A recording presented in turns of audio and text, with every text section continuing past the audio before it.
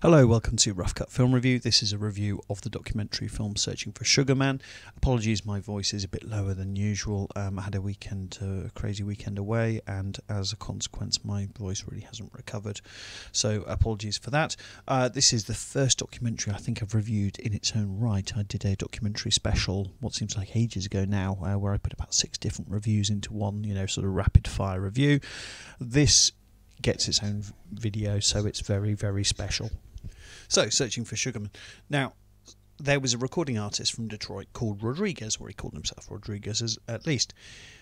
In the early 1970s, he put out 2 records, full records, that were, we're assured on camera by very respected and experienced music industry people that these 2 records were absolutely sublime. They were absolutely fantastic.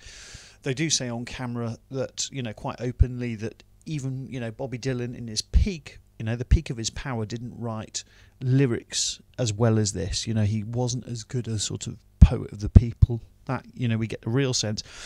And actually, it sounds like, fantastical stuff. But these guys really believe it. They've got a lot of legitimacy behind them, and it lists the artists that they've produced records for, and it's, really is a roll call of, the massive American artists. So you do, after a little while, you do start to think, oh, hang on a second, maybe there's a little bit of truth in this. So he put out 2 records and then he completely disappeared off the face of the earth. So then we go to South Africa, and under apartheid, he was, when the apartheid government was still, very much in power, Rodriguez was incredibly popular. And apparently the most popular, according to South Africans. So he's, bigger than Elvis, the Beatles, the Rolling Stones, you name it, due to his lyrics of sort of being an underdog and all this kind of thing. Anti-apartheid South Africans, and it looks to be, from the documentary, it looks to be the sort of the white anti-apartheid, those that were unhappy with the oppressive nature of their own government. But were too afraid, for prison term, etc., etc. They were too afraid to actually do anything about it. So they sort of sought solace in the lyrics of Rodriguez, due to the incredibly censorial nature of the apartheid government, and they would literally scratch records so that songs could not be played on air, and this was actually, the apartheid government saw television as, the tool of communism, and they wouldn't, for a very long time, apartheid did not allow television. So it was an incredibly conservative regime, incredibly conservative people by and large, except for apparently people like Rodriguez. So anyway, Rodriguez put out 2 records, and then and then nothing. And there was a very popular assumption, and accepted by everyone, that Rodriguez killed himself on stage. And we hear from people that some people thought after a set, the crowd didn't appreciate it as he thought they should have done. So he pulled out a pistol and shot himself in the head. Other people think that he actually literally on stage set himself on fire and killed himself that way by burning to death in front of a stage. So years later, after having no way of actually tracking this, so that the people in South Africa are reading into his lyrics, intrigued, who is this guy Rodriguez, where was he from, and just reading the lyrics and just poring over them, because that's all they had to go on, and just thinking, who is this person? So years later, a couple of South African sort of documentary filmmakers or journalists, whatever, set out to find out what happened to their hero. Now, firstly, it's a cheaply made documentary.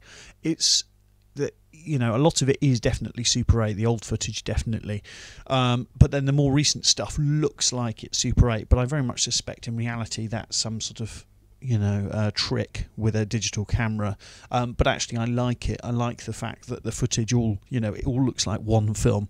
Sometimes when you see a documentary, the old footage looks really old and grainy, and then the new footage looks really bright and fancy. So in terms of how it integrates together, I like that very much. Now, I really don't want to give too much away on this, but this is remarkably similar to Anvil, the story of Anvil. However, the two main guys from Anvil, came across as sort of likable clowns, but also at the same time you can see that they're remarkably selfish and really rather stupid individuals. Whereas here you get the impression that Rodriguez really was something special. That he really was a remarkable poet who simply disappeared. He's a fascinating and enigmatic character. He really is, and I'm not the sort of person to usually say that kind of thing. And I think, from the look of it, really, if you were to meet Rodriguez, he really would sort of make the world a more magical place. And I'm aware of how that sounds, but it's absolutely true. Please do watch the film, and I'm sure you'll agree with me.